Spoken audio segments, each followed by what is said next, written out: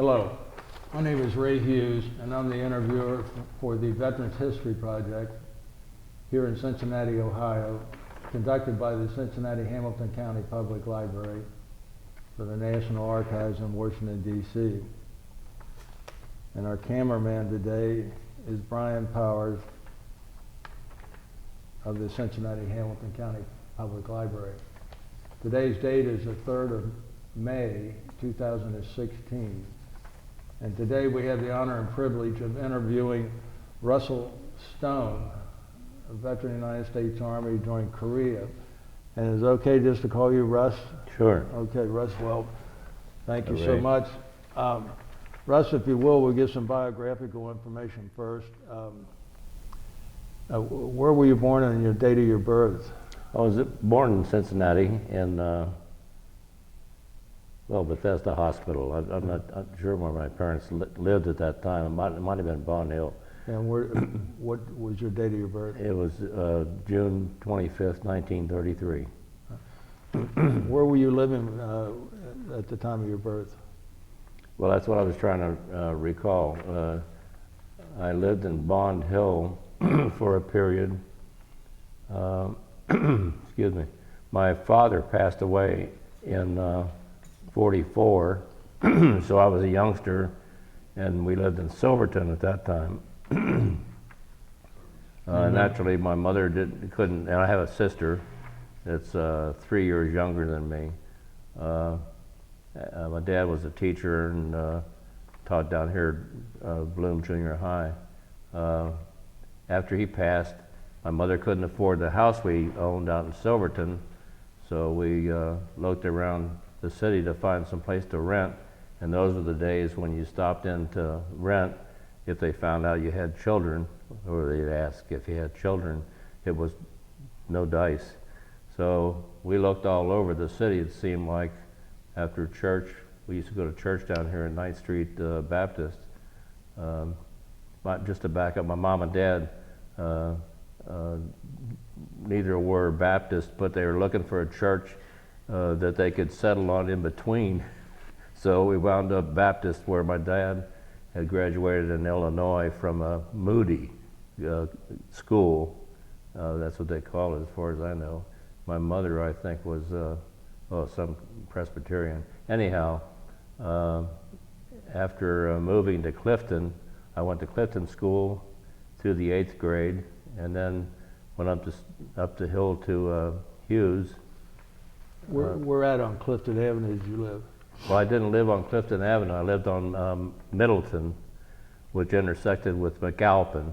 McAlpin goes down the north side, and I lived in an apartment building there that on the opposite corner there was a farm. They had horses, cows, and the whole business. So we managed to play in that farmland. As long as he didn't step in something, we were okay. Yeah. The fellow that owned the horses, I think, lived in Clifton Avenue. Was your mother working at this time? She was working. Of course, she worked as a young girl or a young lady at someplace downtown here now. The name escapes me, but she was a switchboard operator. And like I said, my father taught the manual arts at Bloom Junior High School downtown. Mm-hmm. After he'd passed, what were your parents' names? I'm sorry we didn't get Clarence Stone, Clarence M. Stone, and my mother was Helen Cummins. I didn't put that on there. I'm not sure if they asked, but anyway, it was Cummins. So we moved in the Clifton area, and I was just like 2 blocks from school. It happened to be where the 55 Clifton streetcar used to turn around up near the school. And then I think they've converted that school to some arts type. But when I was there, of course, during the World War II, they had what they called bungalows, 2 bungalows out behind school, and that's where I took a lot of my lessons. They have a potbelly stove in there, and a teacher in each bungalow. And as far as I remember, I was there from the 6th grade through the 8th. Of course, we had teachers that taught other subjects. I was just telling somebody the other day, we had a teacher, I'll never forget her name, Miss Webb, and she taught a cooking class for boys, which was a lot of fun. We learned something too. And she was a first aid person and all that business. So we got to see her fix a couple kids that broke legs and arms out in the playland, parking, or the park. So once I graduated from there, quote unquote, went to Hughes, and in those days we hitchhiked everywhere we went. And I used to hitchhike to school. I never was late because of not getting a ride, because eventually you get to know everybody that's picking you up, and if it wasn't one person, it was another. Used to get a laugh out of one fella had a Crosley, and we'd ride up there in that thing. Then went to, and my stepdad, my mother met him through the education folks that she knew. He was a professor at University of Cincinnati, and later was the department head at UC for engineering. He taught primarily math. What was his name? His name was Herway, Herweh. Great guy. He had, long before we knew him, got divorced for some reason, and really was my father. After my dad had passed, I didn't really get to know my dad that well. I remember little things like he and his brother, I still remember, who lived in Chicago at the time, and was a big Cubs fan. And of course my dad was a Reds fan, and they used to go like this when they get together. Of course, in those days the Cubs weren't as good as they are today. But I remember, see, my dad had a rheumatic heart. He had rheumatic fever as a child, and you'd wind up with a bad heart as a result. So a lot of the energetic things that normal kids would do with their father, he couldn't do. I remember tossing ball with him, and he'd have to, after a few or several pitches, he'd have to beg off and take it easy. He wasn't an invalid of type. He looked healthy as could be, but and so he passed it from a heart attack one Palm Sunday morning. Well, getting to my steps. What year was that? That was 44. Oh. So I was 11 years old. 11 years old. Yeah. My stepfather, like I said, great guy, taught me a lot, an awful lot about electrical things, and managed to teach them to me in a sense that I understood them mechanically, because I was a mechanical type. Did a lot of working on cars and, a hot rod thing, and I mean, we used to take a transmission apart just to make sure everything was okay on a Saturday, and then go out on a date that night. So that's the kind of thing we did in the hot rod club. I'm losing my train of thought because I'm going too far. When did your mother marry Mr. Herway? I don't recall exactly what year that was. Of course, it was a big concern of hers because of my sister and myself, not how we would take that. And of course, there was no issue whatsoever, but trying to convince her that it took a little while.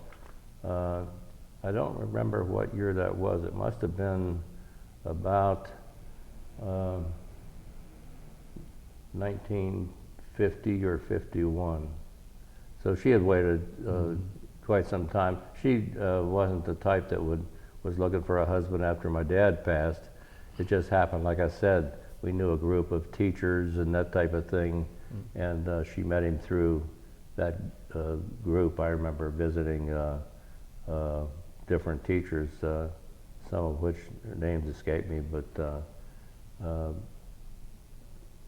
it was, like I said, he taught me an awful lot about electricity, and although I can't say I was a whiz at it, and of course mechanical things, I fell into that type of teaching. He managed to invent the stroboscope in his younger days. Is that so right? He's a sharp boy, Yeah. sharp guy. Yeah, he did some things that were really magnificent. I remember my mother had an organ. He bought an organ for her, and she was taking lessons, and he knew how to play to some degree.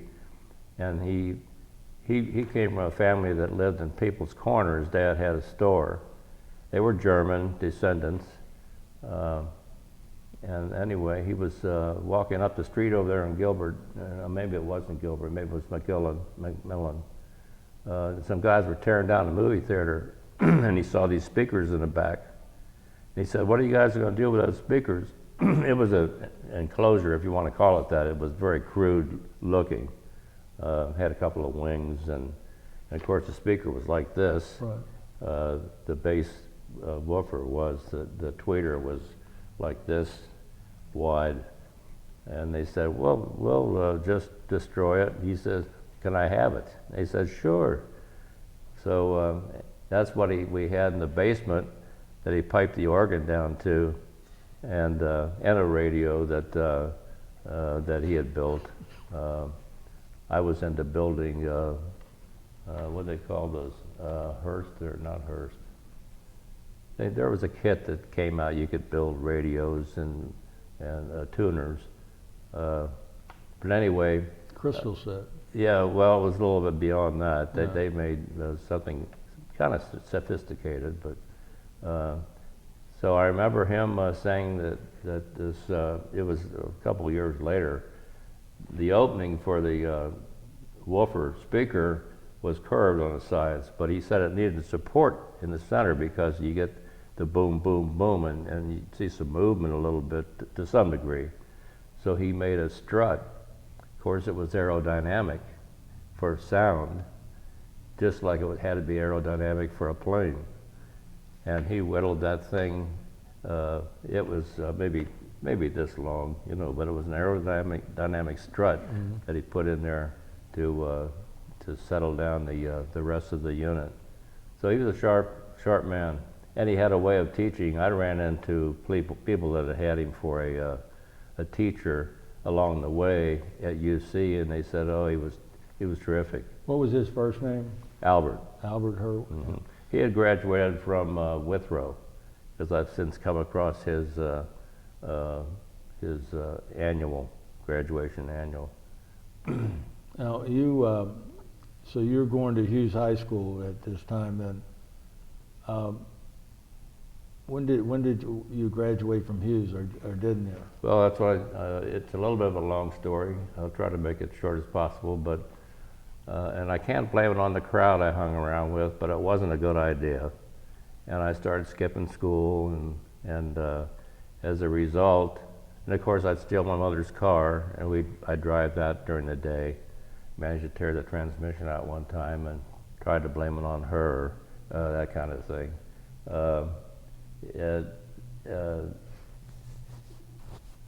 So getting back to skipping school, I was a good student.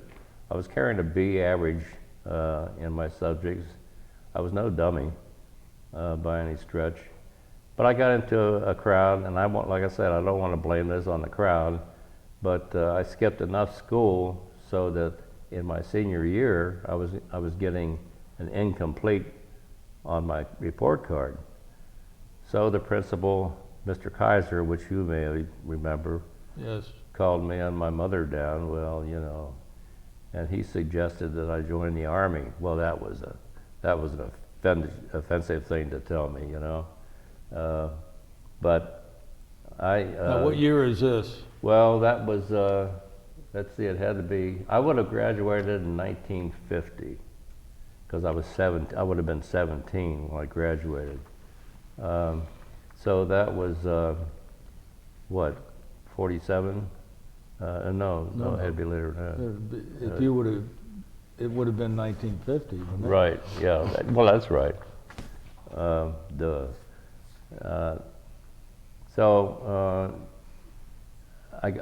managed to get a job. Of course, I'd had jobs What'd you before. do, drop out of school or what? Well, I was forced, I couldn't graduate, and so I had to drop out of school. In 1950. Right. And, couldn't graduate my class or anything like that. Really pulled it. It was just a real dumb period. And like I said, I'd had a couple of jobs. I worked at Alber's, which was a competitor of Kroger's at the time, stocking shelves, and that didn't last real long. And I got a job as and this was part-time when I was still in school. So I got a job at a drugstore in Clifton. I was a soda jerk. I managed to work there for, I guess, 3 years or so, part-time. Well, after... What drugstore? We're at in Clifton. It was on Ludlow Avenue. Yeah. It was called Doc's. Doc ran the place, and a typical line of drugstore things, except we had the soda fountain, Yeah. and I ran the soda fountain. Right. We had a drugstore on the corner further down. It's called Steers. That was a popular place, which is now a Skyline Chili.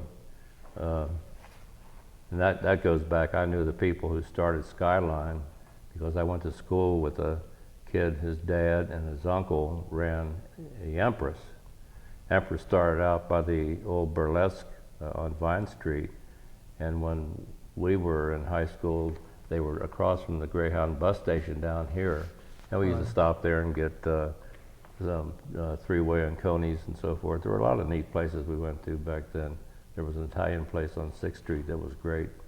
Anyhow, after I dropped out of school, I managed to get a job out in Norwood as a draftsman and blueprint operator.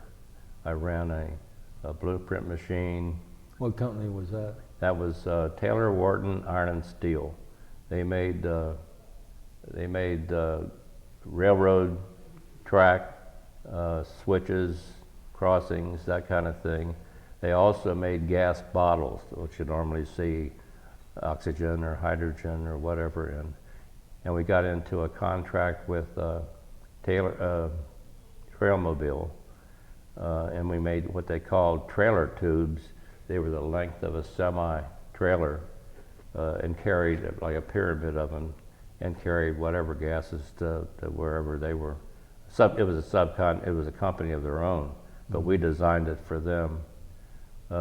Like I say, I operated the blueprint machine, and in those days, blueprint was just what I called them. They were blueprints.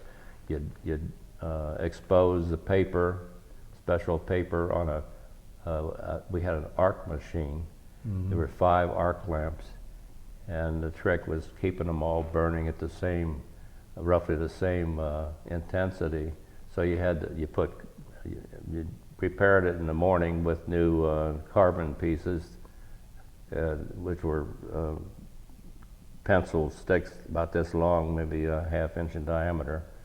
And when you're running these prints, you'd keep all these 5 going, and then when the paper was exposed, you put them in we had a bathtub, like it was a tub that held a solution maybe that deep, and developed these prints. Then you had poles overhead and some supports, and you had to hang them up to dry.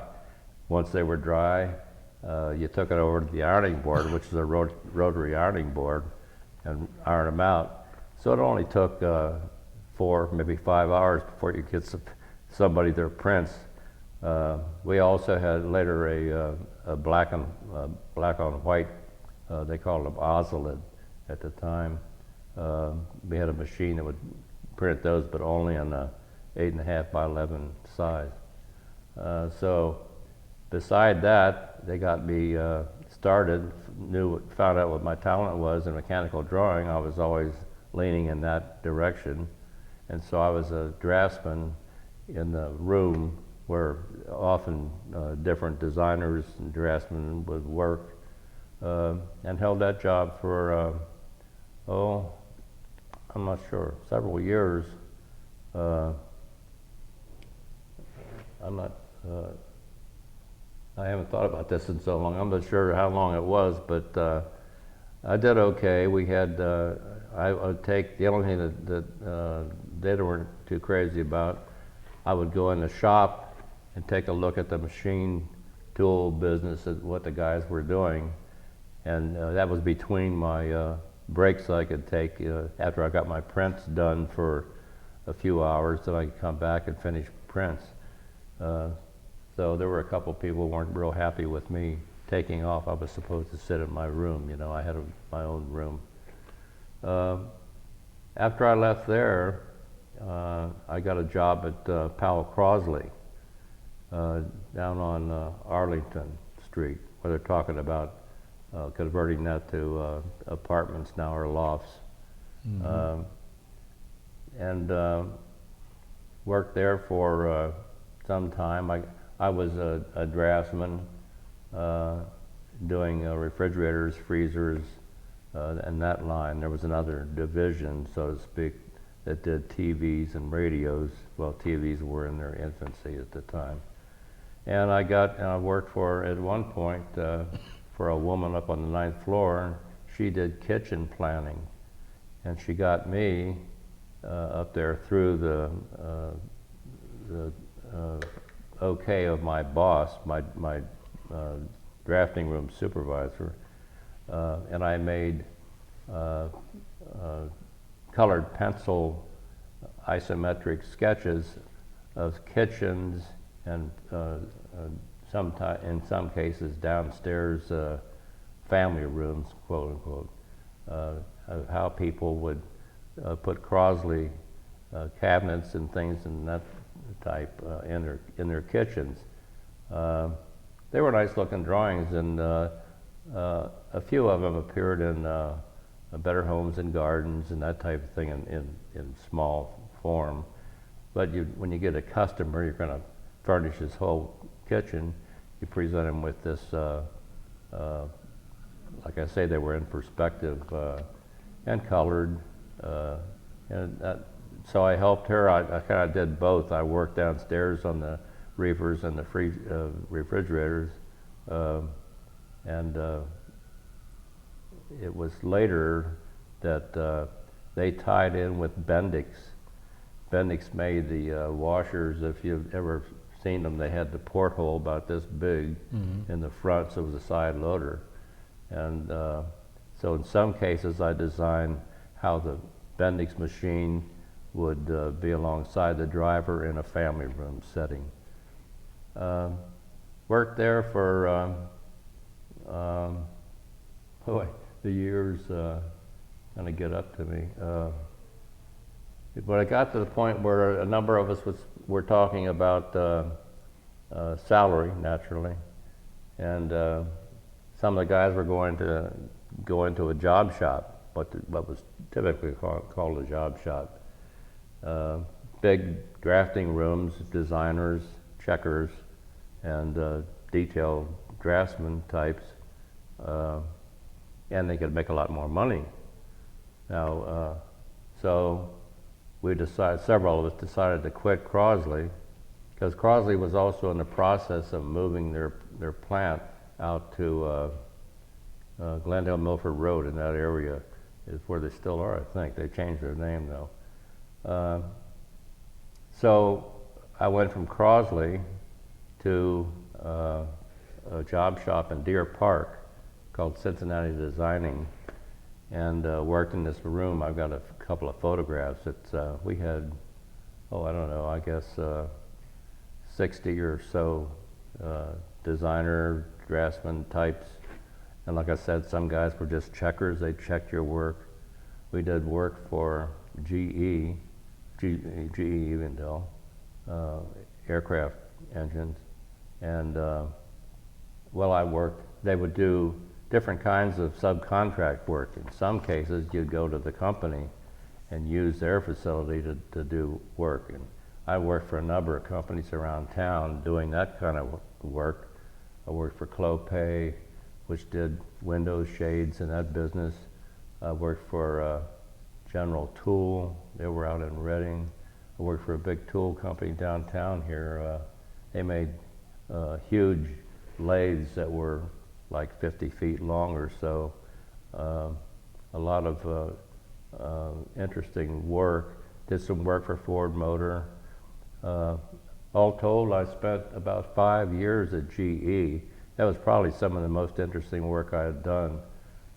Various sections of engines. I did compressors, turbine, front fan. I did the first engine that they used, the front fan, augmenting the air to also add to the exhaust air, and eventually got into exhaust pipes.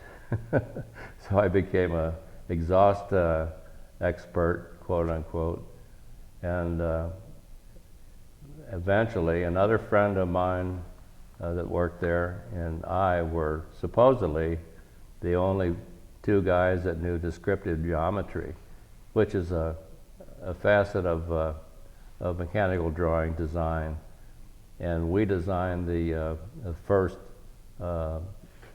exhaust nozzles, tailpipes called, that for vertical takeoff and short takeoff aircraft. Of course, GE didn't ever do anything with their aircraft. They would tell them what, well, they worked back and forth. Aircraft people had their design and GE would have their application.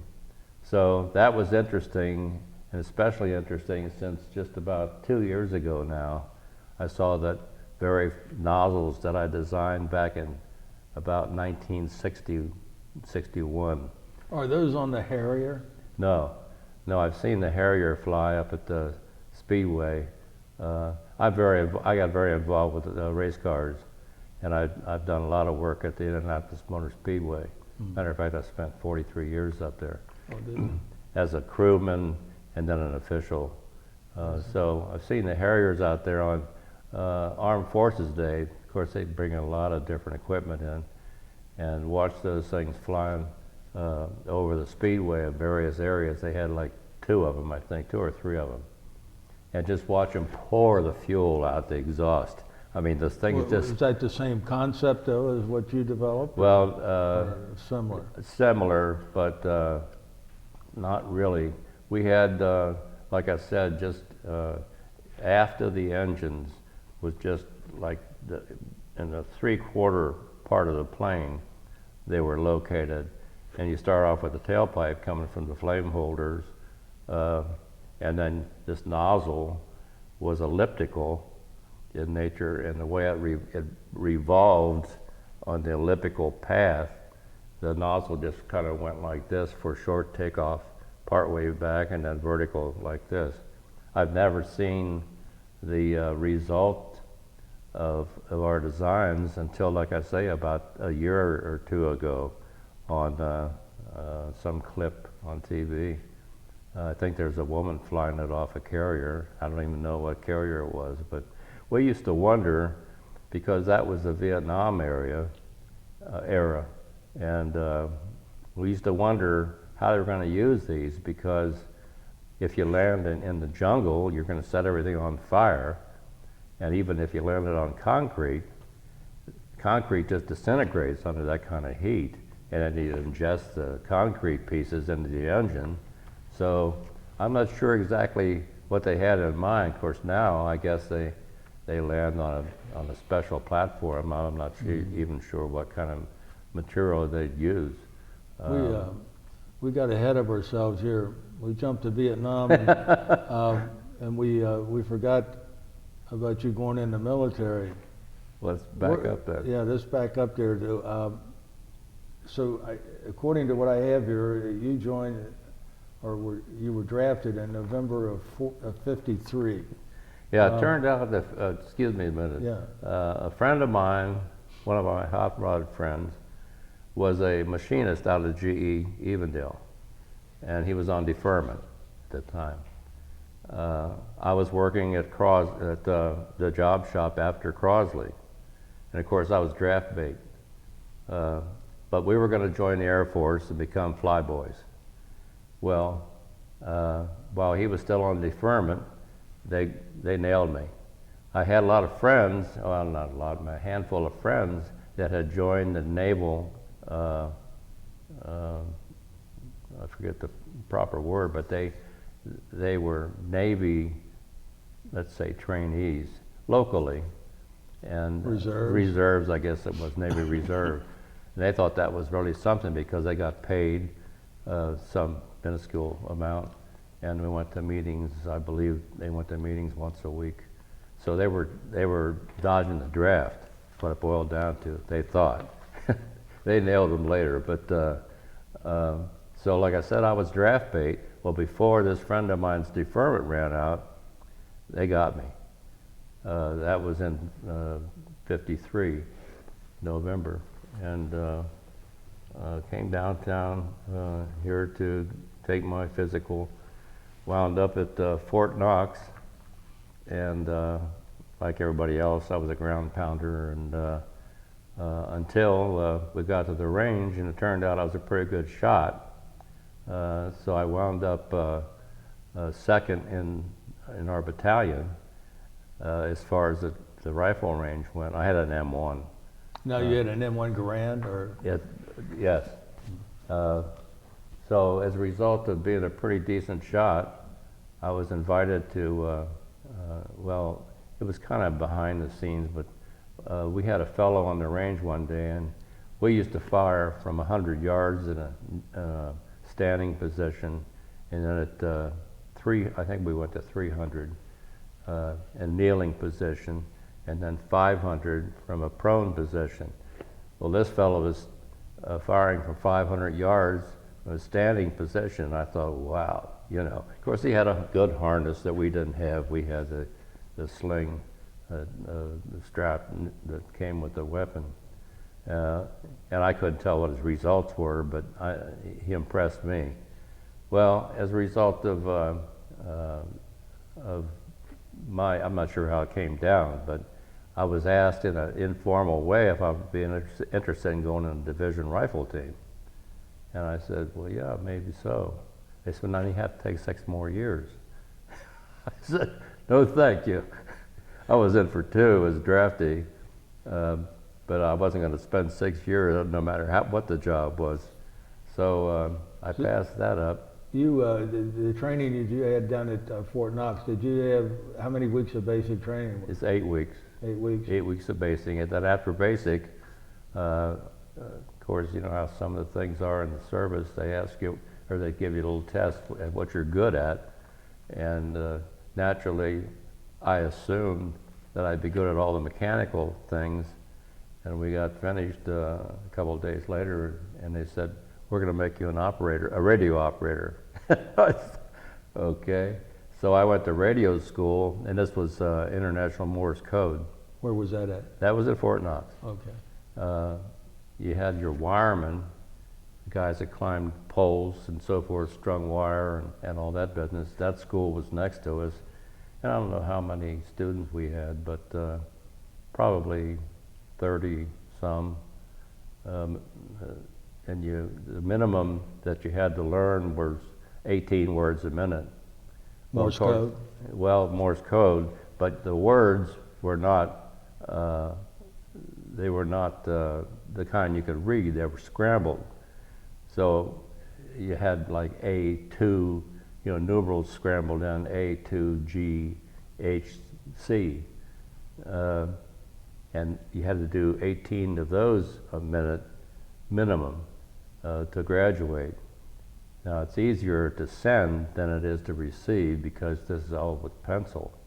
And you had to get these out. If you missed one character in just one word, it screwed up the whole message. And of course everything, I have to laugh now they talk about classified things, you know.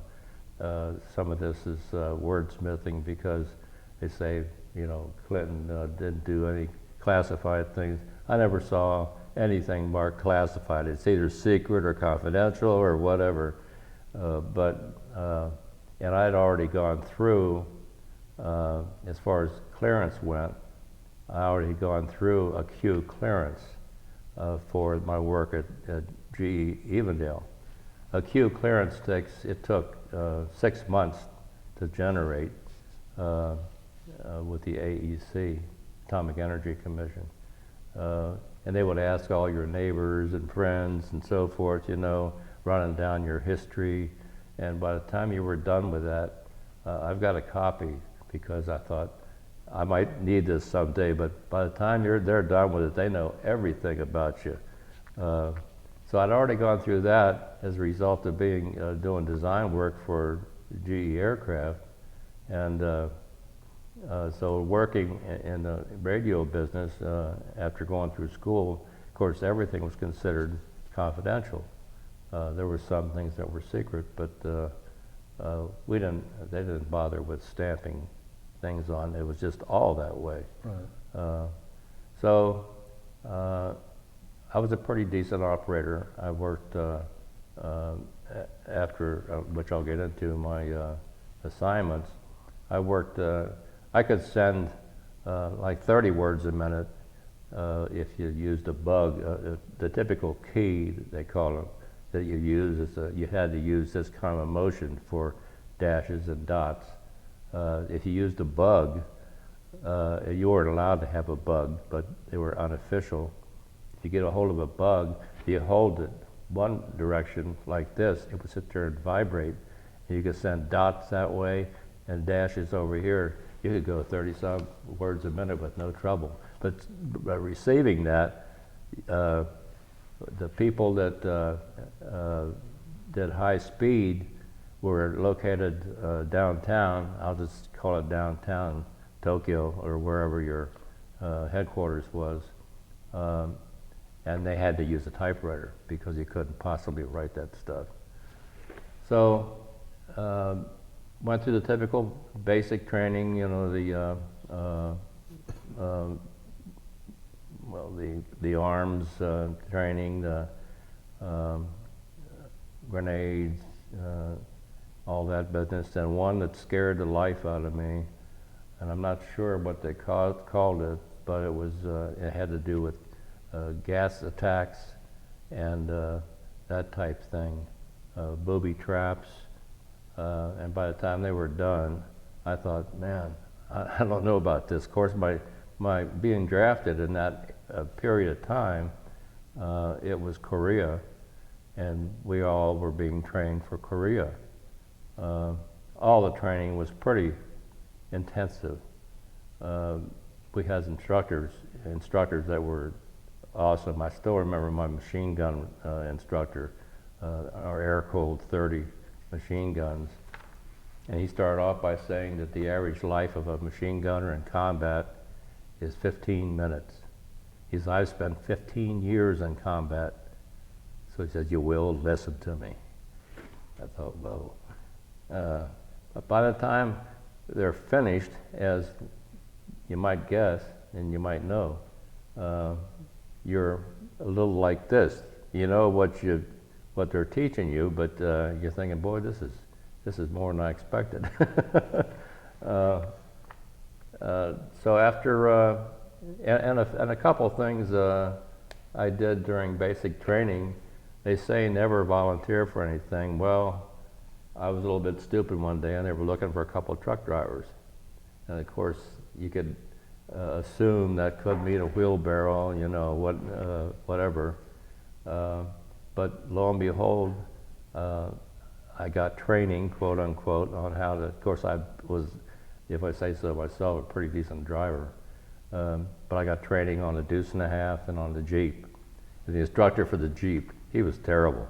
He kept saying, "You're riding the clutch, you're riding the clutch," and I thought, "You idiot! I know what riding a clutch is." That's done it. I learned a double clutch at a younger time.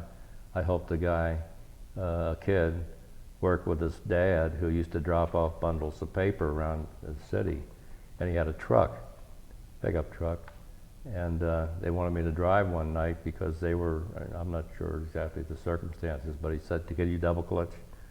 I said, "I don't know, I never have." You know, he says, "We're gonna learn tonight." So I learned how to double clutch, which saved the transmission in many cases. You had to learn it in the racing business that day to save a gearbox. These days, you don't have to worry about it at all. But so anyway, when the instructors give me my driver's test in the Jeep, and the only time I drove the Jeep was for guard duty at night. The deuce and a half I drove quite a bit. Great motive power. I just love those things. One morning, I was coming back from the range. Well, let me back up a little bit. They have a misery hill. They call it a mile long, but it's not a mile, but it's pretty steep. And we had snow, and I'd already picked up a load full of grenades and rockets and ammo. And I had a few guys that loaded it for me, and I had a munitions officer and a company, he was a captain in the front. And of course the deuce and a half just had a cloth top and the typical stake bed type affair, but it was all covered. We had the top and the covers on the back. And I got to the top of Misery Hill and it was all sheet ice. I thought, now how do I get down this thing? What gear do I, because they had a 6-speed gearbox, automatics, and you put it in low range or high range, whichever one you wanted, and they shift automatically. I'm sitting up the top, with a couple vehicles down the bottom trying to get up, and of course this was a long hill. It wasn't a mile, but it was pretty long. And I'm sitting up there trying to figure out which gear I'm going to get down this thing in, because it was, like I said, it was ice. And so I did, and one side's going up steep like this, the other side's going down like that, so if you get off the road, you're done. And I managed to pick a gear. It wasn't too bad. You'd roll for a little bit, and then it'd catch, it'd catch, and you'd roll in gear, and then it would slide and it'd come out of gear until finally, and of course I'm touching the brakes as well as the gearbox. And I'll never forget the captain saying, "Boy, there's nothing over us, is there?" You know, he was a picture on rolling down that hill. So I managed to get down, and of course there were a few vehicles down the bottom. I don't know what they thought they were going to do, because they were going to get up that thing. And I started laying on the horn to get out of the way because they were across the road. So managed to get down okay, delivered my ammunition and all that with the crew that helped. Oh, at one point going down the hill, I looked in the mirror and I saw eyeballs looking around. They were that big around. So they knew what was going on too, and they didn't like it. Delivered my stuff in the range, and I was coming back, and of course I took a gravel road and managed to take a little longer route, but to get back to the munition dump. And a tank column was coming up. We had M48 tanks in those days, and so the whole tank division was the third Armored. I was at Fort Knox at the time. And this tank column came up the same road I'm on, all except for one guy. I don't know if he's trying to scare me to death or what, but he was taking up the road. I couldn't go down the road. And I managed to go off the road, and they had big swale ditches for rain, and wound up in a big swale with that deuce and a half. And I got out and looked, and they had a tandem rear, 4 wheels, and two of them were down here like this, and the other 2 were up here, and I thought, I don't know if I'll ever get out of this thing. And put that deuce and a half in R and just backed right out. I thought, man, this is a good girl. So anyhow, went through the typical basic training things. Getting to the tanks, they taught you how they would pick you up if you were wounded in combat. They rolled the tank you'd be laying there and they'd roll the tank alongside your body in the same direction and pick you up through the bottom. Well, I never really had to go through that, but saw a number of guys, and of course that would give them the shakes. They had 2 guys underneath the tank, and the tank had to run right parallel to them, and then they'd pull them up to the bottom, which wasn't the easiest thing to do anyway. So I never got a tank ride, and I didn't particularly want one either. That same fellow that taught them 30 caliber machine gun gave us bayonet training. Went through all this business with the bayonets, you know, you'd parry and cross and all this stuff, and spent the majority of the day with the bayonet. And then in the end he said, now after all this, I want you all to go out and buy a good hatchet, because that's what you're going to use in combat.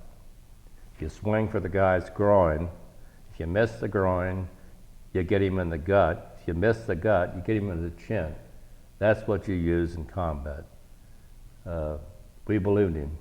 Yeah. So, as he also said, you use your bayonet for open your rations if necessary, and peeling something if you want to eat it, but he says that's about it.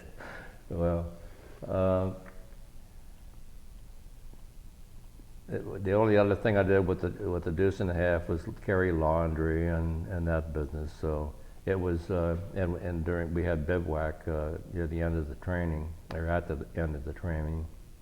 We had lots of rain. We had mud back where we were in bivouac, and just I had the deuce and a half a mess because I got to drive it during that period, and everybody else was a mess because you couldn't.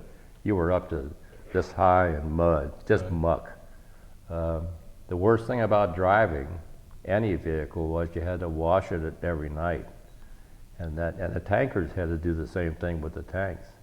So that was an extra curricular activity that you weren't too fond of, or I wasn't.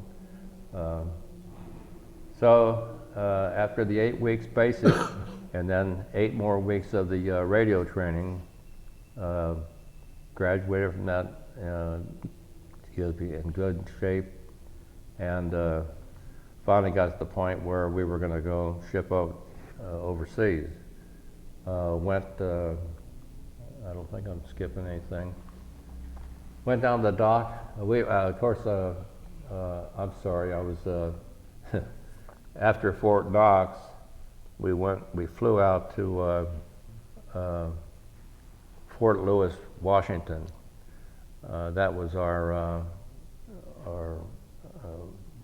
I guess they call it a repo depot that was using that base. Was that a replacement depot, you say? Or? Yeah, for people incoming as well as outgoing.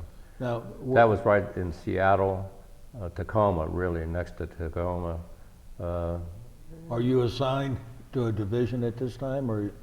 Well, I was in the 3rd Armored. No, I wasn't assigned to my real division because I was still in the 3rd Armored from Fort Knox. Okay.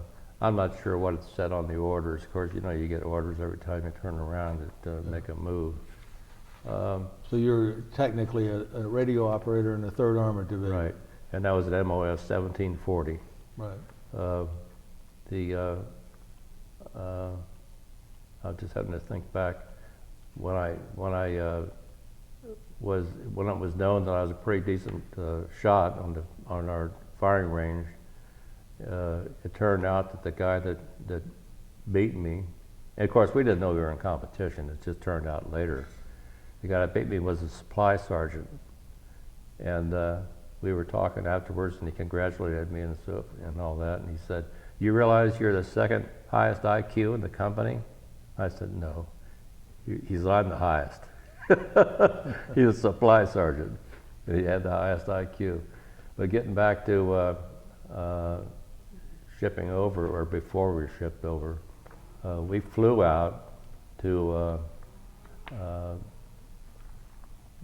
Washington, and we stopped at one town along the way, and we were in a DC-3. I remember the pilot saying, now we're going to fly through the mountains, because they didn't have oxygen. And lo and behold, we flew through a pass of the mountains. We didn't go over them. But we did stop in one city, I forget what it was, but it was a cowboy town. I'll never forget it, for dinner. Went in a bar restaurant, and they had pictures of cowboys on the walls and everything. These guys are real Western types. And then finally landed at Fort Lewis. I was starting to think of something else that came in there. But anyhow, so we were in Fort Lewis, Washington for, like I say, near Tacoma. The only thing I remember about Tacoma was tattoo parlors everywhere. And of course, that's a popular thing these days. But you know, crews, mostly Navy guys getting tattoos and that business.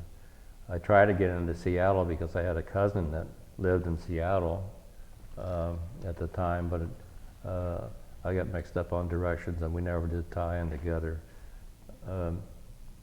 Went down to the, I forget what port we went out of, but one thing I'll never forget is the Red Cross came down. We're all standing in uniform.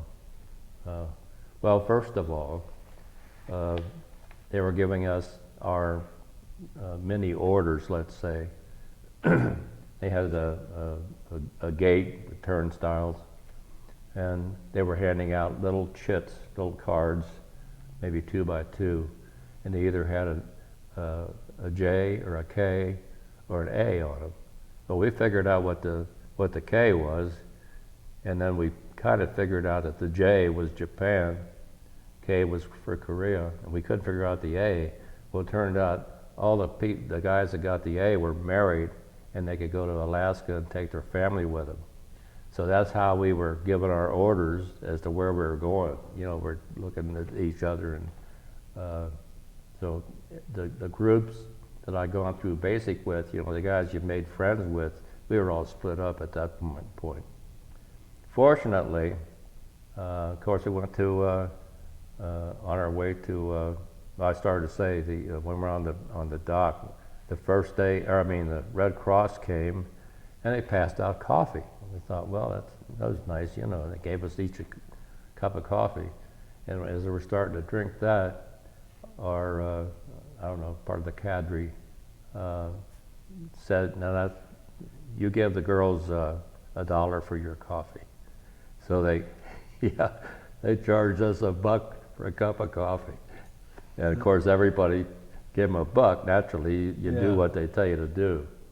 So I've never had a real good feeling about the Red Cross ever since. And I've had incidents during the tornado touchdown here that I won't get into, but same kind of bad experience.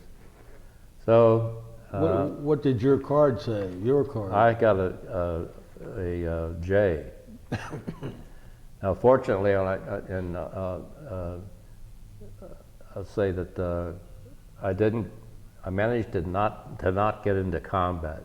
That's the thing I have to thank the Lord for. Even though, you know, I was nothing special from anybody else. But I was joining the 1st Cavalry, which was just coming back from Korea. So that's the way I managed not to get in combat. They had been into combat plenty. Matter of fact, I can't authenticate it, but they had lost a regiment up north in Korea. When were you assigned to the 1st Cavalry Division? Before you shipped out from Washington State, or after you got to Japan? Boy, I'm not sure when I really found out. I guess it was I don't remember it on orders. I'm not real sure. It seemed like I found out before, but it must have been at Fort Lewis, shortly before. And of course, we sailed over, and I'll never forget that trip because we supposedly skirted a hurricane well, if that's skirting a hurricane, I don't ever want to be in one. I think they lied. When we got on ship, naturally everybody gets a duty, and my duty was a server, food server in the galley. I thought, well, I don't know if I want to be able to handle this, because guys were already getting sick as we're going out of the bay up there in Seattle. But I managed it all right. The thing that bothered me most about being on a ship, I had a duct that was no more than 2 feet above my head, and every morning that I woke to get up, I banged my head on that duct before I could roll out.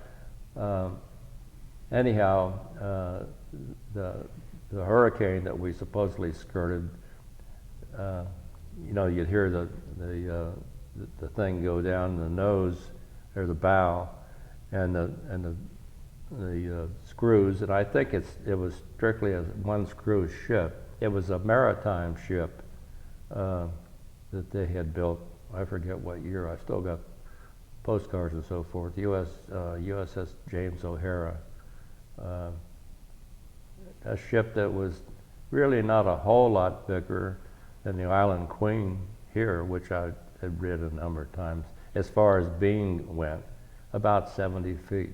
I'm not sure how long it was, but or how many people it held. Of course, it held civilians down along the fantail area, well below. And we realized that being in the kitchen business, we go out and toss over garbage and watch the dolphins go out and grab some food. And we could see the civilians that were with ship, but they were just Army families. But that hurricane, I'll never forget it. I never felt so insignificant in all my life as I did on that thing, because what I did, everybody was sick. Well, not everybody, but a lot of guys were sick. Guys were puking all over the place, and it stunk. And I wanted to get some fresh air, so I went up in the bow, and you had your stairs that came up near the bow of the ship, and then went out on deck. Well, not deck, but on the foreship. And I had my arms around the railings going up in a death grip, so I wouldn't get, because all I had to do was I wasn't near the top, but I went enough so I could see over the side of the ship. And 1 minute you saw nothing at all except sky. And the next minute you saw nothing at all except water. And that thing was just pitching, typical, I guess. And like I say, I've never felt so insignificant. I thought, one swipe by the Lord and we're gone. I just knew it. So I've never cared for sailing since. Just heaven. We landed in Yokohama. It took us 13 days. Landed in Yokohama, and then got on a train. Of course, everything in Japan is trains, which works real well for them. Later, I was on a sightseeing boat. Happened to be out of Tokyo, and sat with a couple of Japanese couple. A man and his wife, and we started talking, and they had lived in Pittsburgh, I think, for a period. And I said something about, that's what we need in our country is trains, and he said, no, your people would never stand for trains there. They were electric trains, they go everywhere. He said, no, they all have to have their own car. And I said, yeah, you got a point there. So we went up on the rail this is Yokohama, Tokyo, in Honshu, the mainland, north, and you get to Hakodate Pass, which went from Honshu to the island of Hokkaido. Hokkaido is it's snow country in the wintertime. That's where they had the Olympic Games at one point. The year doesn't come to me now. I've got it written at home. But I've seen it, no exaggeration, snow 10 feet overnight. Walking home from a movie to the base, and I see photographs. Well, we got there in July, late June, early July, and we were still using windows to get in and out of the buildings. Is that right? Yeah, there was like 3.5, 4 feet of snow still on the ground. What was the name of the base you were stationed at on Hokkaido? Well, we went to it was a Japanese officers' base. It's called Camp Crawford.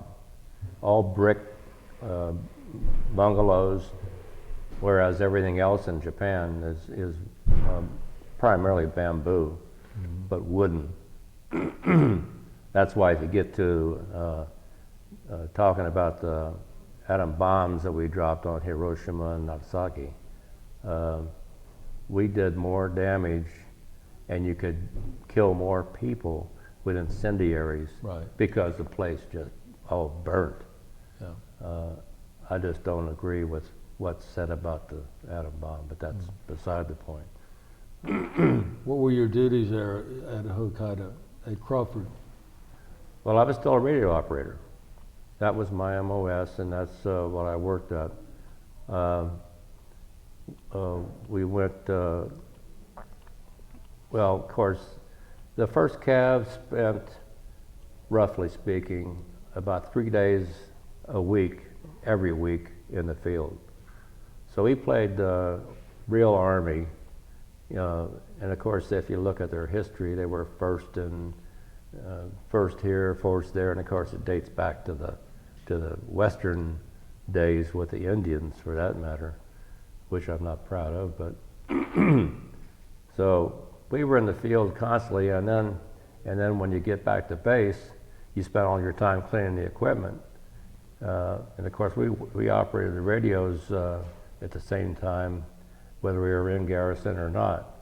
When we were in the field, we were supposed to hook up with Russian planes, which would fly over every now and then and do not quite what you see on TV these days with these ships, but we were supposed to try to hook up with them and make some communications. Well, I never did.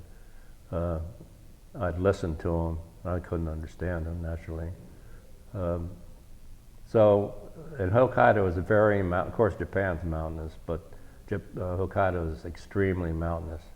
Some of our training was snow. I learned, quote unquote, to ski.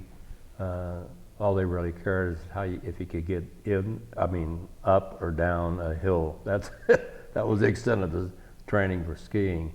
And we had snowshoes, naturally, and Did you have to carry your equipment manually?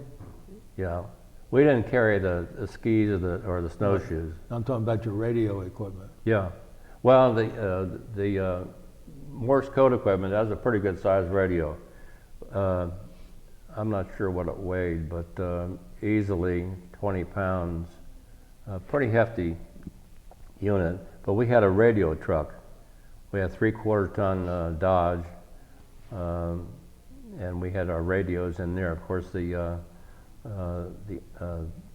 Morse code, we call it, I forget what the specific letters were, but we call it an Angry 9.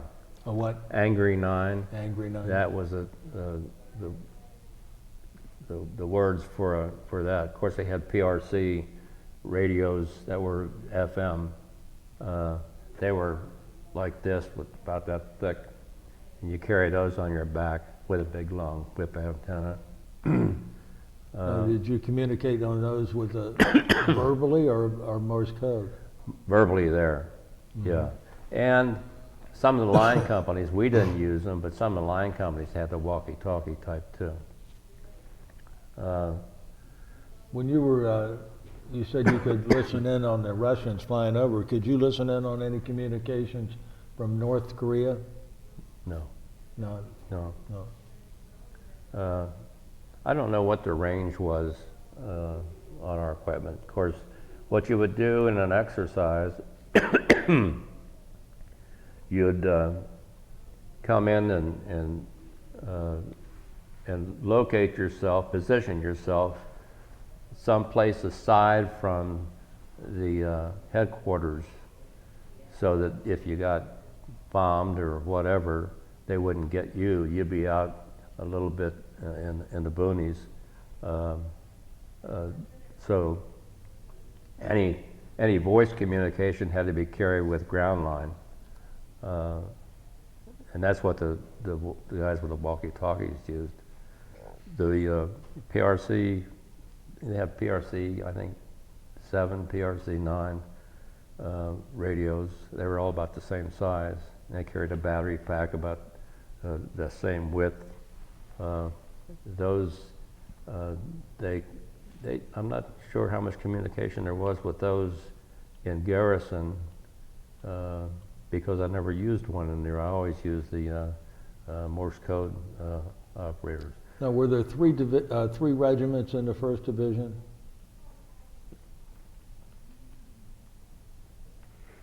I'm trying to think if there were. I was in the 2nd. You were in the 2nd Regiment? Yeah. The 7th Regiment, if I remember? No, I'm sorry. I was in the 8th Regiment. Okay. 7th. What am I? 8th Cav Regiment. Yeah, I was 8th Cav Regiment.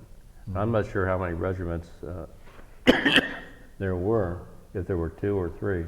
3.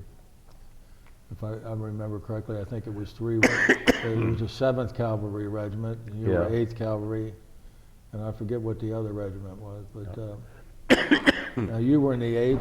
No. Our company commander was a former tanker, tough guy.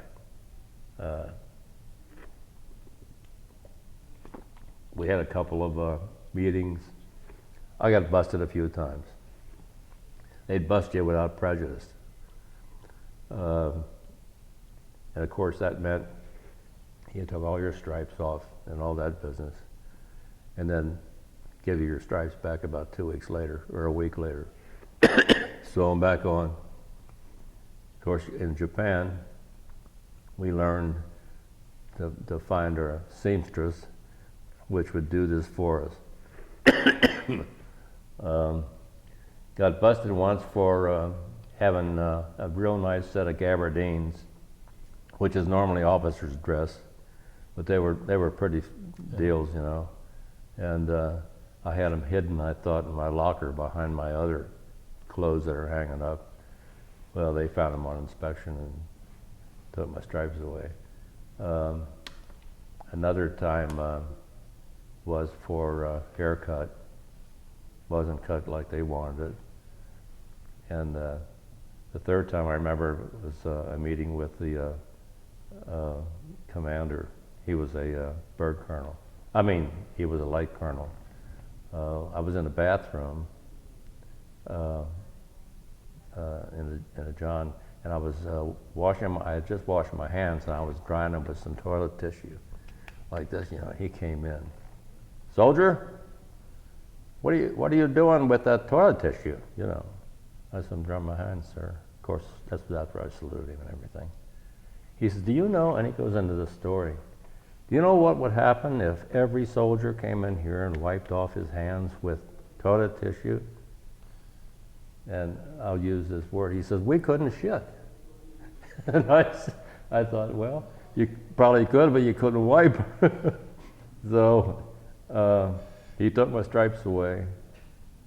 Later we had meetings because they learned that I had some artistic talent, and I made in your wall locker where you hung your clothing, I made you get a piece of wood about 4 inches wide by 8 long, about the width of the locker, and if you put that in there on the striker plate for the locks, and I guess part of the hinge, it would keep your sleeves of your shirts as they're hanging in the locker straight, and wouldn't get messed up when you open or close the door. And then I used old English lettering and put the name on them. Well, during inspection, of course, he didn't do the inspection, the commander didn't, but word got back to him, I guess, that I did these, because in the meantime, a number of guys said, I want one of those too. So I had a little production line doing these things as I could. Not a great deal, but I did half a dozen or so, or maybe a dozen. And one day, a friend of mine well, he worked in he was an orderly. Of course, he called me, and I was in the radio shack down below. I'm getting ahead of myself on Hokkaido.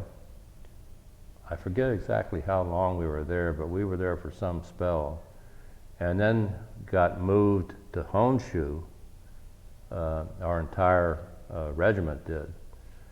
So we went on ships from there down to Honshu, and got in another hurricane, or the skirting one, I guess. And of course, the LSTs and all that business, they couldn't go. They had to tie up because they couldn't take those out in this hurricane weather. I still remember one fellow that I bunked with. He was in the lower bunk and I was upper. And that poor guy, he was from New York City. He was green going up the ramp to the ship. Even before he started, huh? He was sick before he started, just the idea of it. That poor guy, he laid in his stack the whole, and that trip wasn't that long. It was a week or so, maybe better part of 2 weeks. He lived on soda crackers. We'd bring him soda crackers from the mess hall. I swear he doesn't eat any good food. But that was moving the entire division. The whole division came from So that's when the Hokkaido back to Honshu? To Honshu, yeah. See, the Korean War was over, essentially, but I knew a guy that, a friend of mine from high school, really, who drove a truck from someplace in Korea down to Seoul every week in a deuce and a half, picking up troops, and he got fired on every time he went down. So he was in a combat area, even though the war officially was over. So I think that's when we moved the entire division down there, and that was a camp called Whittington. That had been a Japanese airfield type. They had the hangars were big, which we converted to headquarters companies. I mean, I was in the headquarters company, so the buildings we used were like a typical airline hangar you see, right. With a lot of panes of glass up there. I'll never forget, one was converted into a movie theater, and we were watching a movie in there one day, and we had hurricane rumblings earthquake rumblings all the time. You get used to them. And we're sitting in there one day, and all you got for, we use the panels in these buildings, for an example, they're all made out of bamboo. And we're sitting in that movie and got a pretty decent rumble from earthquake, and all those windows started buzzing and rattling. And I thought, oh man, those things are going to break and all come down and cut us up to ribbons. I just could see it happening. And when it was over and finally got out of there, I looked up and I didn't see one broken window. I thought, boy, I don't understand that. So backing up, the Hokkaido thing was training, like I said, all the time. We were in the field, except to go back in garrison and clean our gear up. And then we'd have other training back in garrison, but most of my time was spent in what we called the radio shack, cleaning equipment, and we never went through any formal training, and we were all given the job of operating and different levels of guys depending on how well they did on the radio. Of course, all this information, like I said earlier or alluded to, was coded. So we had a message center that was attached to us, and you take your results of a message that you would get to the message center, and they decode it. What type of messages were you getting? I don't know. They were all in code. You didn't. Yeah, it was all coded, and it was.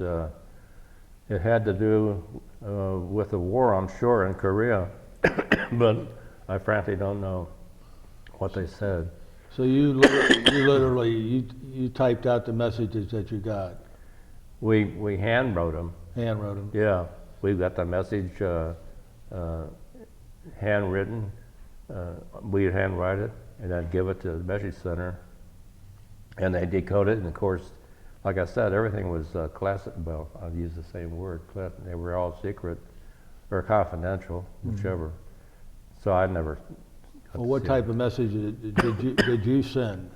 I don't know either, because they were all scrambled. Oh, everything was scrambled. Okay. I never saw a text message at the time I was in the service. Never saw one. I see. And you became that adept at sending these coded messages and receiving them then. Right. I'll be darned. Yeah. So. That's interesting. Yeah, we had our clearance, and we never knew what the clearance actually said. I mentioned the Q clearance I got much later, and I'm sure it wasn't anything like that. And how long were you at Whittington? Well, we went from, like I said, Hokkaido to, if I could remember how long we were in Hokkaido, it was probably 6 months or so. It's hard to tell when winter is come and gone because they got so much snow up there. It might have been going on spring down south. So I don't even remember what month it was we went down. And then we, like I said, landed in Whittington, moved to Whittington, and that was all by convoy, our vehicles. Of course, we didn't drive. I didn't drive down there. I only drove in basic. So we had everything from jeeps to trucks to tanks headed down there. And of course, it was all strictly Army. You did everything the Army way. I remember one time we stopped for a break to take a leak, whatever, and they stopped right at the end of an airfield, and these guys in jets were taking off right at us and over our heads. It seemed like 10 feet over our heads. They were higher than that, but it was strictly convoy. What I failed to talk about, we did a lot of marching, and that reminds me of something I forgot. On the firing range and so forth, another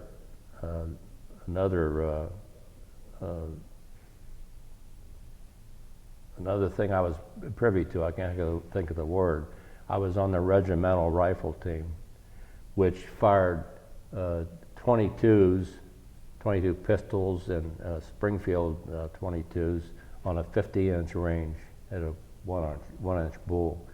50-yard range. 50 yard, yeah. 6 of us, I believe it was, on our team, enlisted men, and 6 officers.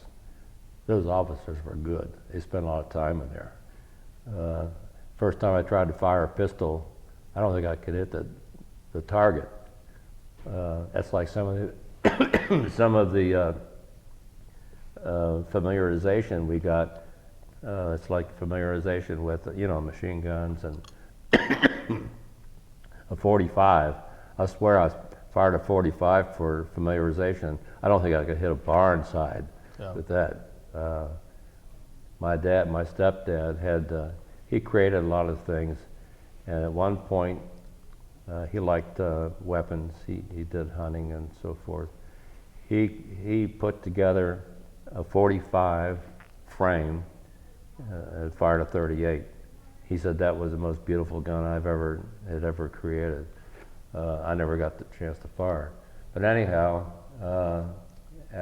after the firing range episode, beside being on the regimental rifle team, I was also on the regimental national parade. I can't think of the word, but during special ceremonies and so forth, you get dressed up and carry your weapon and all that sort of thing and march. So that was kind of a privy thing to do. Did the 1st Cavalry Division have helicopters at this time? Yeah, that didn't include the headquarters company. It was all line companies. They used the Bell. I believe they were Bell. There were 5 passenger jobs, and that happened sometime when I was over there. I'm not sure if it. I've never seen them used in Hokkaido. I don't think, but I know they used them in Honshu. And of course, we saw them all the time. You know, they come in and land and pick the guys up. I'm not sure what their whole exercise was, but saw quite a few of them. Matter of fact, I worked with a fellow some time back who'd been in combat over there, and I worked with him at the Speedway. When he saw I was learned I was in the 1st Cav, he said, "Oh, I loved you guys." He got wounded and he was laying in some rice paddy or someplace, and they picked him up, saved his ass, as he said. So he knew about the helicopters. That's the only ones I ever saw were those Bells. So how long were you on Honshu? Well, the rest of my time in the service, I lived. Well, I had, you know, my typical place in a barracks on post. We had some, they were built in a, you know, it wasn't sheet metal, but it was something pretty primitive as far as our barracks went. That's another thing the colonel got me into. We were, because of my artistic abilities, he wanted a little banner on every platoon, and so he had he wanted a couple of guys, me and another fellow, that they were going to pick to make these sheet metal banners. You know, typical red on top, white on the bottom, with white letters on the red and red letters on the bottom that would give the company, regiment. So we spent, aside from the Radio Shack, we spent, this other fellow and I, he's a black fellow from, I'm not sure what town he was from, but he couldn't write. I remember him signing his name with an X, which surprised me because I just wasn't used to seeing that kind of thing, you know. He was a sharp guy. He knew his stuff, but he just couldn't write. But he and I created these things, the sheet metal. We had somebody, I'm not sure who it was, that cut them out for us, and then we painted them, and we saw that they got hung. Of course, they were nailed into the sides of the buildings. And by the time we were finished, we had on everything, and the colonel was happy, you know. These guys are funny sometimes. The episode that I said after he busted me once personally, and through his office, I'm sure, a couple other times. One morning or afternoon, I got word that he wanted to see me, and I thought, oh crap, what is this about now? So he takes me up, and these buildings, like I said, were old Japanese air hangars, were converted into 2 floors. So they were in the upper floor, and we were all down in the lower. So he calls me up into his office, and I go up, and he's coming to the door as I walk up and salute. He says, "Let me tell you what I want, Stone." He walks out of the office with me. He says, "I want a sign over this doorway. Company commander, I want the 1st Cavalry crest over here, and I want the U.S. Army crest over here." Of course, the thing was about, I guess, 6 feet long. "Yes, sir." I had no idea where I was going to get the tools or whatever, but I somehow they rounded up a piece of wood for me, and I put together a pretty good sign for him.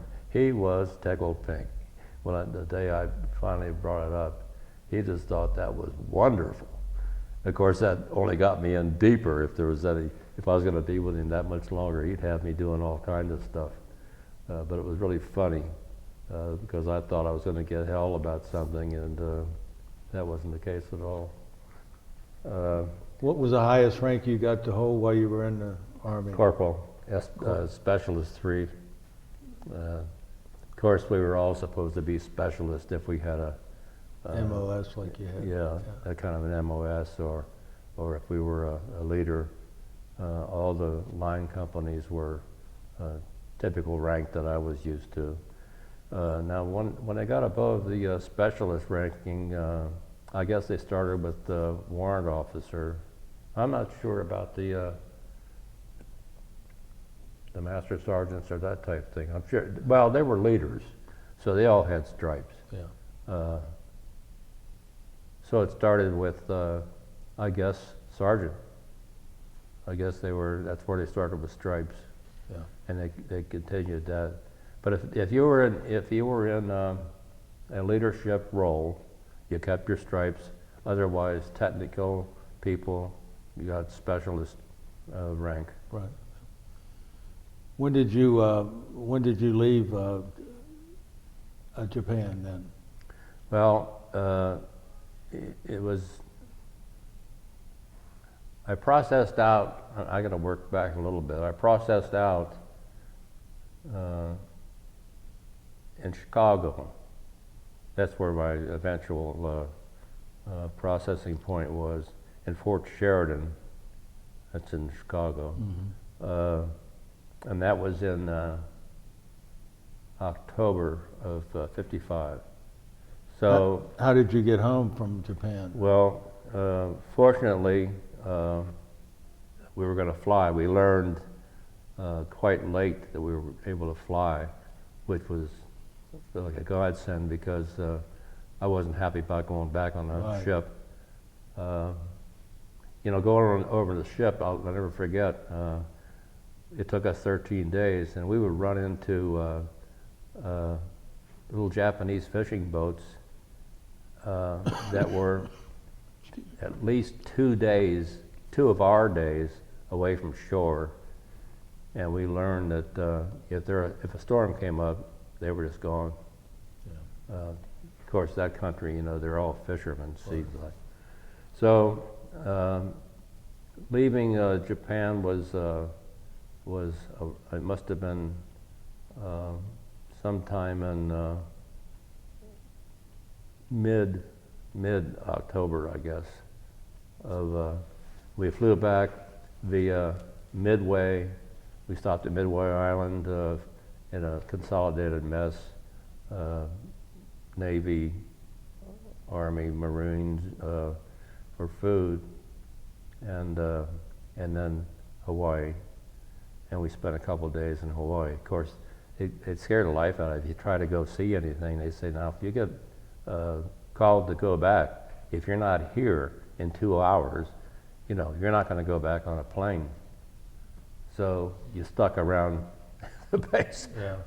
I got to see, I think, Waikiki Beach and at a distance, that kind of thing. Never got to see anything there. Spent 2 days there. We were at Hickam Field we came into. I think 2 days there. And then I had a bad experience when we landed in the States. They told us there that well, after we landed on the left coast. And I don't remember where we landed. I can't remember the damn air base at all. But they said, now, you guys can all get back to Fort Sheridan. Well, different guys were going different places, but you can get back to your release point at any way you want to. You can hitchhike, take a train, take a plane, as long as you get there on time. So two other fellows and I decided that, in talking over a few minutes with them, decided that the sooner we got back, the sooner we were going to get out. So we went to the airport, San Francisco International. And I've done a lot of work out there since with PMG.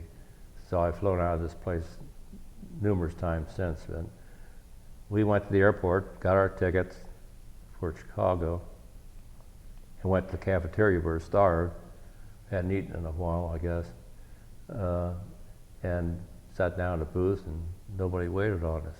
We waited and waited, and nobody would wait on us. I walked up to the counter, it's the cashier, I think, and I said, could we get some service over in the booth over here? Because we don't serve people in uniform. I said, really? No, sir. So here I was, first day in the United States, and I can't even get service in the damn airport, a so-called international airport, and that put a bitter taste in my mouth. I was no more happy to get home than the man in the moon. I couldn't get over that. I still can't get over it. And that was in 1955. And the only thing I could think of was what the guys later. I thought of what the guys in Vietnam went through, and all the crap. That's the first time I ever heard that. We weren't happy. Of course, we couldn't do anything. Now, when I was in basic training down here in Louisville, we knew that you don't go in that town. If you stand around, like if you were going to the bus station or something like that, if you didn't get there and get right in and on your bus in pretty good time, you get hauled in. So, and there were signs, you hear this kind of thing since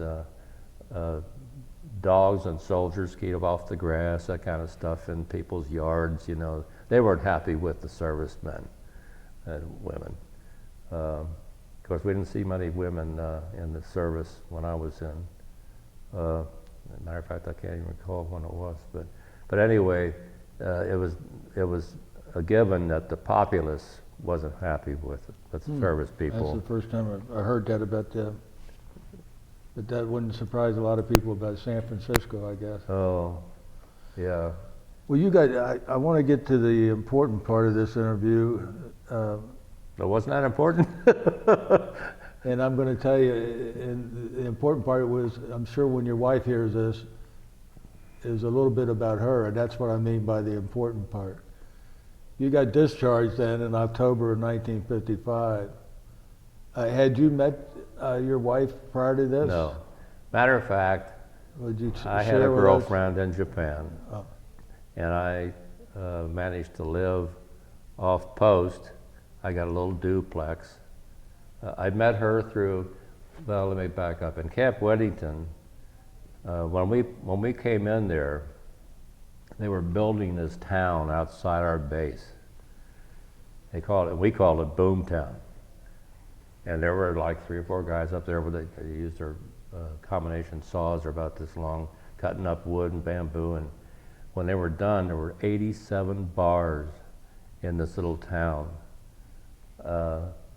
Somebody knocked over a potbelly stove one night, and there were like a dozen or more that were burned to the ground. I mean, that's the way fire spread in a case like that. But anyhow, so naturally, we all would go out there to drink our suds, and I didn't ever see too much bad acting. I mean, a guy get drunk here and there, you know, and they take care of him. But in Japan, my understanding, and of course I took to when I was going over on the train up Honshu and into Hokkaido. And like I said, you go from Honshu to Hokkaido on a ferry, whole train put on a ferry. My feeling was that the Koreans essentially were business people. They had the bars and the little stores and so forth. I couldn't tell that you could, when you spent a lot of time there, you could tell the difference between their looks. And so they were essentially the business people, not exclusively, but because we did work in town that we were near, we took our radio truck and paneled the inside, went down into town, worked with a machine shop down there. We built a tubular structure out about 1-inch tubing. That when you put the cover over it, the typical cover, you couldn't tell it was supported with this structure. And then bolted wood to the inside, so it was a lot warmer. Of course, that's another story. we do our snow training up on Mount Fujisan, and at night, it just unbelievably cold. We never had thermometers. We didn't know how cold it was, but the poor wiremen, they stayed in our barracks, and I'll never forget listening to them having to get up and go out and repair some ground wire on those frigid nights. We lived in 8-man tents, and of course we had a heater in there. We weren't allowed to use the heater at night, but we had sleeping bags and all that. We were plenty warm. Those poor guys had to go out, and most of the lines on Fuji were strung in trees, little trees, whatever. Get out in the middle of the night and repair that. And that ground wire was no more than an 1/8-inch diameter. It was small stuff. I'll back up again on the... Were you living off base, though, you said? Yeah. I had this old two-family type with the tatami, and I had my hibachi, and when you used your John, they had the honey dipper would come, and he'd go through little windows on the outside and got his waste and then put it in his honey wagon and haul it away. Of course, they used it in their rice paddies and everywhere. I learned the hard way how bad that was, because we had to jump into some rice paddies one time. We were near a tank back on the tank company. We were on bivouac, and they used Japanese or Chinese. Had some Chinese. They used them for guards, and they had grease guns. And we were sneaking. We had to sneak around. We were going into town to find a girl or two, and have a beer or two, and we had to sneak around this tank outfit. And all of a sudden, brr, brr, brr, these guys are shooting at us. So we jumped into a rice paddy. Oh, God. We didn't go into town. We were terrible. We were stinking. But anyhow, I got off on too many tangents here. These bars, one bar in particular that I hung out a little bit. You don't do too much hanging out because you had to be on base, but when I could, this was outside of Whittington. Of course, the Japanese girls would act as hostesses, serve your drinks and so forth, at every one of them. And the guy that ran the place, I still remember his American name was Butch, and got to be friends with him, and he introduced me to this little Japanese girl, and we even went to Tokyo one night. Of course, I'm a big music fan. I used to play a horn, and so they had some real nice entertainment spots down in Tokyo. And the other thing I hesitated to say, when I was in Hokkaido, I went to a Japanese language school, They offered it, I forget how or why, but I learned, quote unquote, I learned Japanese conversational Japanese. And I learned pretty well. I learned to pronounce things properly, which most American guys just couldn't seem to do. And the first thing I would do when I would go in some place and speak a little bit, they thought I was fluent. And of course you never try to explain yourself, but our one trip I took to Tokyo, when I managed to have a weekend or whatever, I went to Tokyo and just essentially learned the city, which reminded me a lot of Chicago. I spent a lot of time as a young kid in Chicago because my aunt and uncle lived up there. I'd take the train up with my sister and learned pretty much about Chicago. So when I get to Tokyo, boy, it looked an awful lot like that. Or New York, like I learned later. You know, the Ginza and the elevated and the subways and all that, it was all much the same. Where was I getting to? We back up to being on the train up to Hokkaido. The sergeant that was in charge of us, I asked him where the bathroom was. He says, right over there. So I go over this door he pointed to, and all it says above it is WC, water closet. Walked in, stand at the urinal doing my business, and then come a couple of ladies. I came out of there, and of course they didn't pay any attention to me, and I tried not to pay any attention to them. Of course they went in their stall, and I came out, I said, Sergeant, you were putting one on me, weren't you? He says, no. He says, get used to it.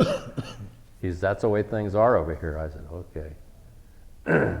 Well, you get used to it pretty fast because later on, we used to go to a community swimming place. It was a huge place. It wasn't quite as big as Coney Island pool, but it was half the size at least. Men, women, kids, you know. And we go there to take a bath. Of course, we had showers in our platoon, but in our barracks. But you just learn to live that way. So anyway, backing up to, or going forward to Boomtown, this butch that owned the bar introduced me to this little Japanese girl, and so we wound up living together off post. Of course, I had a bicycle that I managed to get.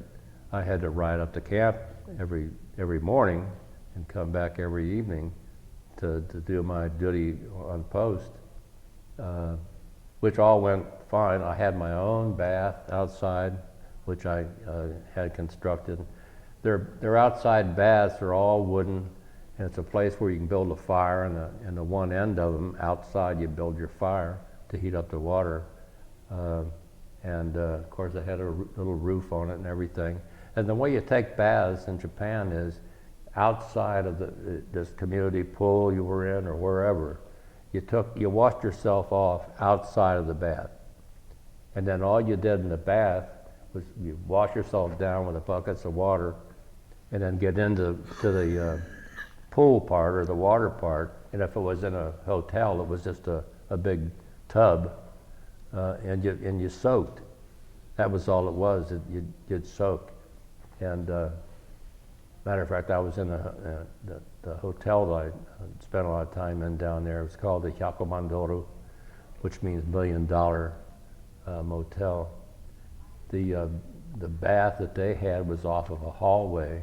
And of course, you get to learn the mama-sans, and that's a obi-san, the women and the old men.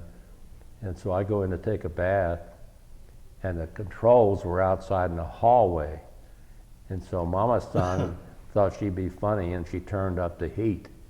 She had that thing so hot, you know, you get to the point where it feels hotter if you get out in the air than when you're in the water. And I started yelling at her, and she's out there giggling. She thinks it's funny. Oh, man. But anyway, my introduction on the train going up to the mix that's just something you get used to. And I'll back up to this little lady that I was introduced to by Butch. And we, like I said, got this house with my own tub in it and everything. And the only time I really got in trouble with it was we were up, I went Japanese, I had a kimono, and at night, when we go out, I wear the kimono, and sometimes I'd have dances, and I participated and danced with them and learned the dance, and they thought, see, when you're a blonde in Japan, that's one gold mark on you can get by with a lot of things. And of course, the people, I started to say earlier that going over and on my early trip with on the train, I still, you know, I was a young guy, but I knew about World War II, and I knew, you know, what went on, and I had some real mixed emotions about, you know, here I'm going into this country that we just fought, and they were enemies of ours. I still remember my dad that taught down here. Like I said, he taught printing and manual arts, and him bringing home posters that they made and that type of thing, anti-war. I remember that going on, you know, the yards in front of churches full of pots and pans and things for the war effort, and of course the rationing and the gasoline and all that. I knew about all that stuff, but you know, you don't really put yourself in the position until I saw where I was going, and I thought, well, no, what is all this going to boil down to? See, with the mixed emotions, it was kind of a funny introduction because I just took things as they came, and I grew to love the people. I really did. When we first moved into Camp Whittington one night, a couple of fellows and I were out, and we saw a light across the field. And of course, things were in a kind of a disorganized manner as far as the camp went. But we decided if we hiked across this field, we'd find out where this light was coming from. So we did. And here was a little family, a guy and his wife, and his son, who was probably 10 or something like that, and a little girl, and introduced ourselves, and they made us at home, and his wife fixed dinner for us and all that, and it came to be, we were good friends of theirs. We gave the boy a bicycle for his birthday one time, and you just, little instances like that, you know, you just learn to live with the people. And you also learn, at least I did, that those people didn't want that war any more than we did. The military is a little different because you run across them in the towns marching. They were more, I would say they were more like, well, I can't say Ku Klux Klan because I don't know what they're really like, but these guys were war veterans, and they didn't like us one bit, even back then. So, of course, when you think about it, it wasn't that many years after the war, and it was all fresh in everybody's mind. But I really grew to like the people, and I've never been treated bad by them in any way, in language or any way, shape, or form. Unfortunately, not the same over here. But so where was I? What? Well, I wanted to find out when you met your wife and. Okay. So I met this little girl, and she was a little cutie, really. And we're talking about Jane? No, I'm talking about the little Japanese girl. Oh. And so when I was headed home, I want you to edit that out, okay? Now we've got, what have we got, about another 10 minutes? Okay. So when I get home, I met Jane at a wedding. I was the best man for a fellow I worked with. And she was there with her parents. She was going in nurses training. She went to nurses training at a Jewish hospital. And she didn't have to be at the hospital that night because they live right there at Jewish. And I went over to introduce myself and asked her dad, Mom, if I could bring her home. And they said, okay, and I got her home at 2:30 in the morning. I thought her dad was gonna kill me. Well, she thought he was gonna kill me. Went to a friend's house and family and, spent the evening with them at their house. So I'm so poor on names, but I picked up the next night. I think I made a date to come over and pick her up, and got to the front desk in the lobby, and they asked who I was there to see, and I said I gave some other name. I don't even know what name I gave. It was like June, and her name was Jane. And when people find out, they think, I can't believe that. I said, well, I was pretty poor. Anyhow, so we dated and were engaged. We didn't get engaged for like 4 years. And the girls that she was nursing with, they thought that was horrible. They couldn't believe that, we wouldn't get engaged to be married. But eventually, like I say, we were engaged in. I met her in like 1957 or 57, and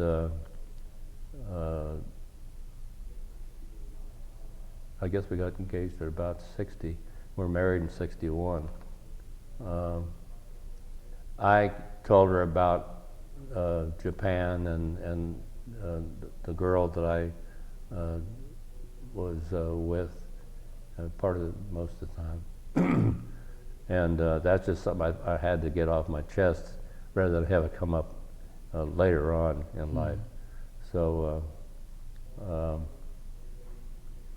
she's a surgical nurse, since retired, but she, like I said, went through that training and did a lot of surgery. Worked at one point, of course she did all kinds of operations as a surgical nurse, and later on worked with a doctor who did the first open heart work here in town. He had studied under DeBakey and was doing the open heart work, had his own nurse that ran the pump. I've never been on one of those operations, so I'm not sure. And she worked the field.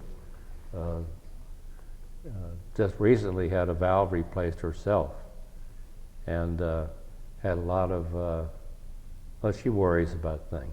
She worried about that because she knew some of the downsides to an operation like that.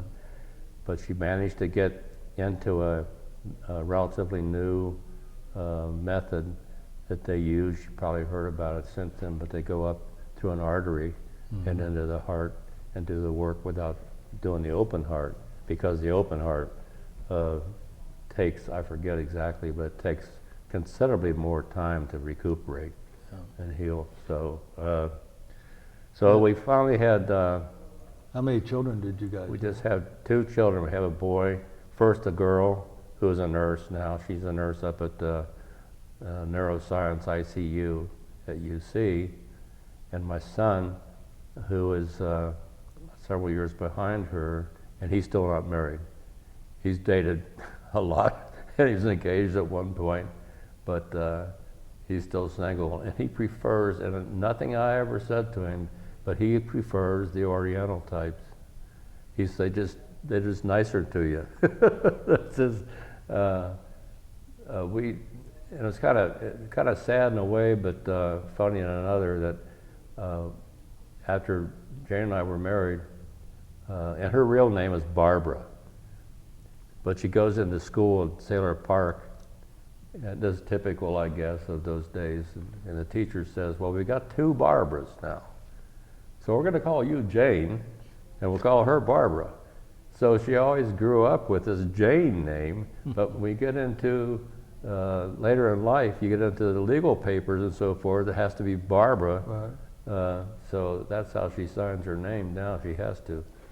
But when we got to the point that we tried to get pregnant and have children, didn't work. And I thought, have you screwed yourself up somehow? You know, personally speaking. And so we had a doctor. He was a great doctor, a Jewish fellow, and went to him, and well, she went to him and explained the circumstances. He was a great diagnostician. He was just great at that. His name was just coming across my mind. But he said, well, I can't say this is the case, but he said sometimes if a woman's working and, you know, got some things on her mind in that regard, they don't conceive easily. So she decided to retire. So in a way, like I say, I hated to see her get out of the nursing business, especially since she was in the surgery doing a lot of interesting stuff. I even did drawings for different surgeons, Mayo layouts of instruments and how they wanted them and that type of thing. So to some degree I was involved. And it's kind of funny because in my business, I was with a different company I won't go into now, but I designed the first skin stapler for J&J in the surgical business, and worked with J&J's surgical business is called Ethicon, and did work with them up in New Hampshire, and we worked on pigs.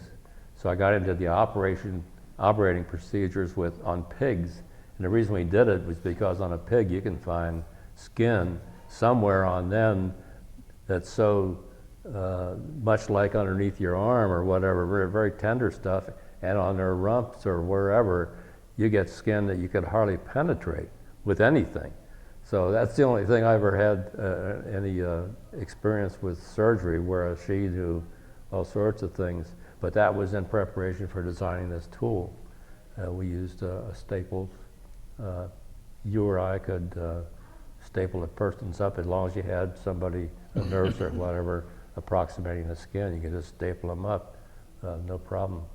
So that's what she did. She decided to retire, and we had Wendy Kay, in 60. Boy, that's terrible. That's how bad I am with dates and names.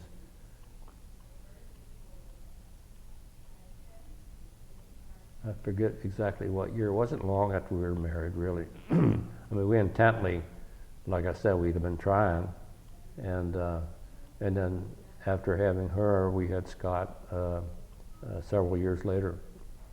No preference with either, and we didn't try to find out what she was having, right.